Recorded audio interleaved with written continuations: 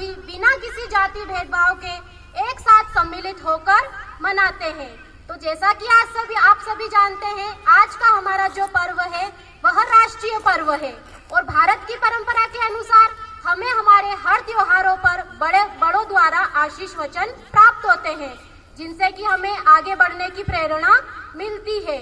तो आज के हमारे आशीष वचनों के लिए मैं हमारे विशेष अतिथि फादर साहिल जी को आमंत्रित करती हूँ कि वे आए और हमें अपने आशीष वचन प्रदान करें। जोरदार तालियों से फादर जी का स्वागत कीजिए।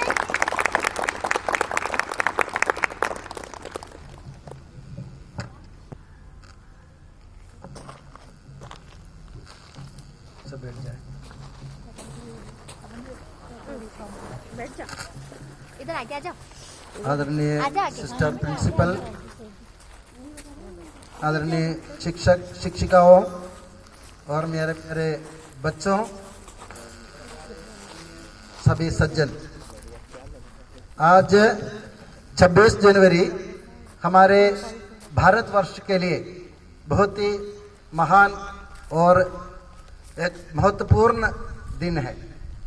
जैसे आप सबको विदित है, 1947 अगस्त 15 तारीख को 200 साल चले अंग्रेजों के शासन से मुक्ति पाने के बाद 3 साल के मशक्कत के बाद हमारे देश के महानुभावों ने, विशेषकर डॉक्टर भीमराव अंबेडकर जी के नेतृत्व में हमारे देश के संविधान के लिए कामकाज शुरू हुआ था और 1950 26 जनवरी को भारतवर्ष को एक संविधान प्राप्त हुआ और उसी दिन से हमारे राष्ट्र को हम एक गणतंत्र देश के रूप में जानते हैं और मानते हैं।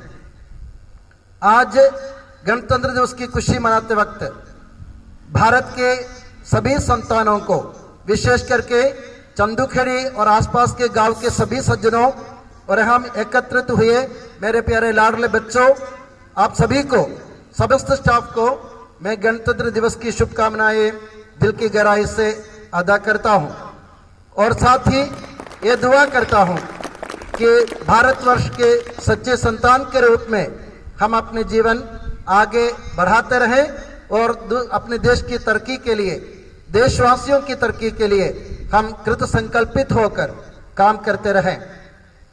और मैं आपको संविधान के बारे में बताना चाहूंगा कि हमारे देश को एक गणतंत्र देश क्यों कहते हैं और हमारे संविधान कितने खंभों पर खड़े होते हैं।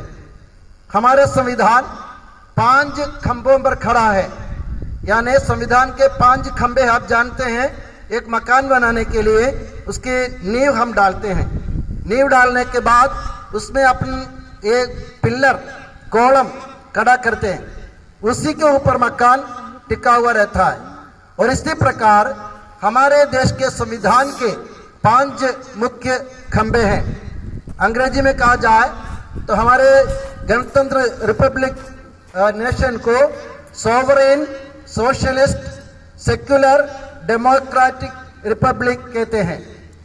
हिंदी में अगर कहें तो हमारा देश संप्रभुत्व प्राप्त या समाजवादी या फिर धर्म निरपेक्ष गणतंत्र और प्रजातांत्रिक गणतंत्र देश है। ये 5 खंभे हैं। सबसे पहले संप्रभुता, यानी हमारे देश एक ऐसा देश है, गणतंत्र देश है, जो ना तो किसी दूसरे देश के अंदरूनी मामलों में दखल देता है और ना किसी देश को अपने अंदरूनी मामलों में दखल देने देता है। इसको कहते संप्रभुता, यानी पूरा अधिकार हमारे पास है। उन्हें अपने अंग्रेजियों के शासन से मुक्त